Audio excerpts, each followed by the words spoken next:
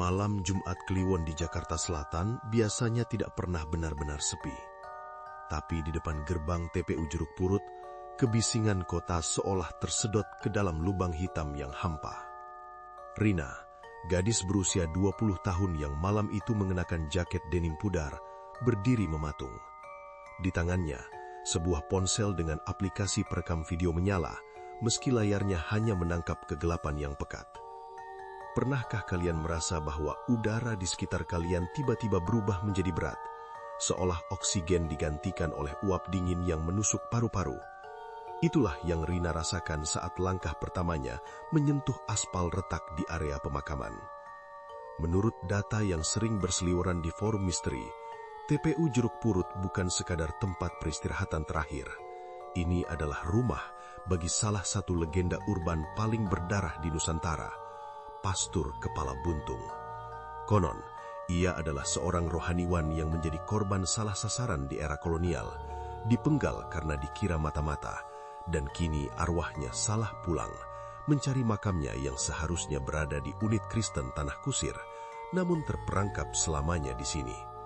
Ada satu syarat mutlak jika kau ingin melihatnya, datanglah dalam jumlah ganjil dan kelilingi area makam sebanyak 7 kali.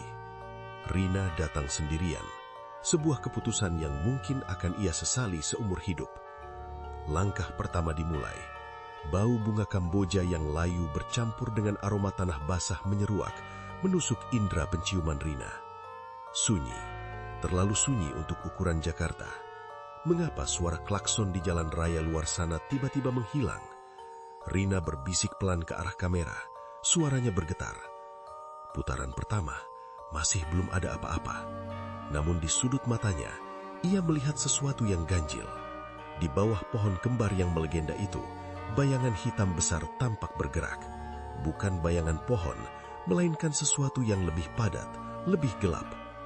Memasuki putaran ketiga, suhu udara merosot tajam. Rina bisa melihat uap napasnya sendiri keluar seperti asap tipis. Tiba-tiba, suara lolongan anjing memecah keheningan. Bukan lolongan jauh di pemukiman warga, tapi sangat dekat, seolah anjing itu berdiri tepat di belakang punggungnya. Rina menoleh cepat, tapi hanya ada nisan-nisan bisu yang berjejer rapi di bawah sinar bulan yang pucat. Pernahkah kalian merasa bulu kuduk berdiri bukan karena takut, tapi karena sensasi sentuhan yang tak terlihat? Rina merasakan jemari dingin seolah menyapu tengkuknya. Putaran kelima, gumamnya, kini dengan langkah yang lebih cepat. Jantungnya berdegup kencang, seirama dengan suara langkah sepatu bot berat yang mulai terdengar di belakangnya.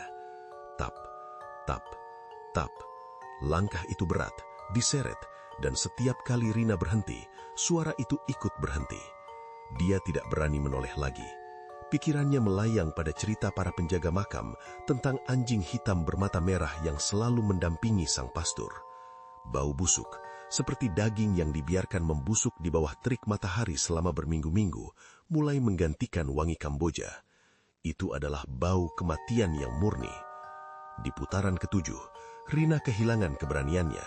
Ia mulai berlari, namun jalan setapak yang seharusnya membawanya kembali ke gerbang utama seolah memanjang tanpa ujung. Nisan-nisan yang ia lewati tampak sama, seolah ia hanya berputar di titik yang itu-itu saja.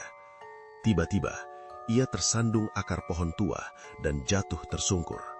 Ponselnya terlempar, lampunya menyinari sebuah sosok yang berdiri hanya 3 meter di hadapannya. Sosok itu tinggi besar, mengenakan jubah hitam panjang yang menjuntai hingga menyentuh tanah.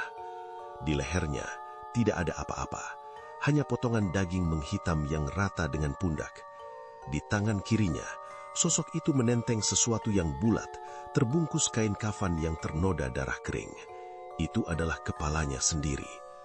Rina ingin berteriak, tapi tenggorokannya seolah terkunci. Mata pada kepala yang ditenteng itu perlahan terbuka, menatap Rina dengan pandangan kosong namun penuh kebencian. Mulut kepala itu bergerak, membisikkan kata-kata dalam bahasa Latin yang parau. Ubi est sepulcrum meum. Di mana makamku? Sang pastur melangkah maju, dan anjing hitam besar dengan mata menyala merah muncul dari balik jubahnya, menggeram rendah dengan liur yang menetes.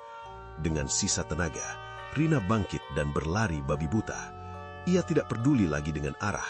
Ia terus berlari hingga kakinya terasa lumpuh, sampai akhirnya ia melihat cahaya lampu jalan di kejauhan.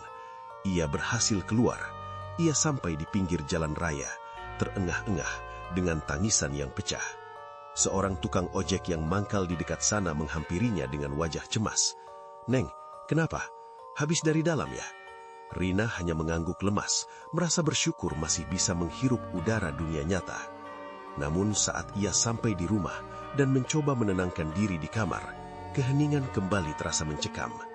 Rina mengambil ponselnya yang retak, berniat menghapus semua rekaman malam itu. Saat ia membuka galeri, jantungnya seolah berhenti berdetak.